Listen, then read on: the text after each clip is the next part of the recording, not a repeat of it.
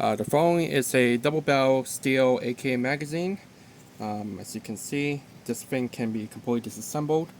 So what you first need to do is remove this pin using a pin pusher, like the following. There is a specific orientation you need to follow. So let's say it's coming from this way. Then you need to use the pin pusher to push it through a little bit and get something thinner, like a nail, to further hammer it out, like so. And that's how I was able to remove the pin. Once the pin is removed, you can remove this block, like so, and then quite literally just like push it out from the top.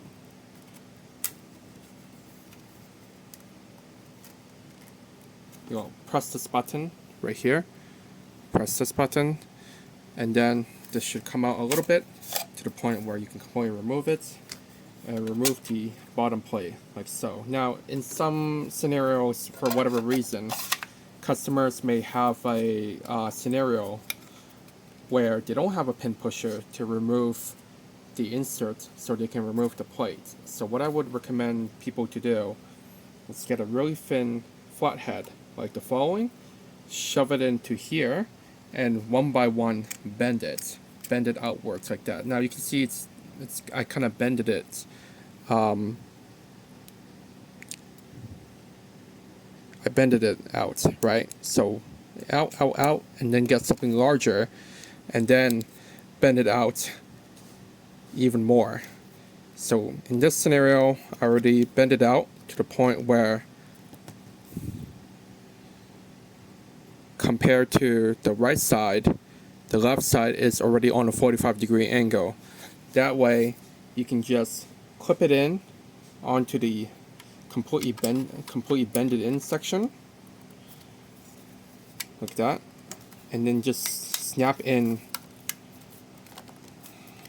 Follow this hole, and just snap it in. You should be able to do so.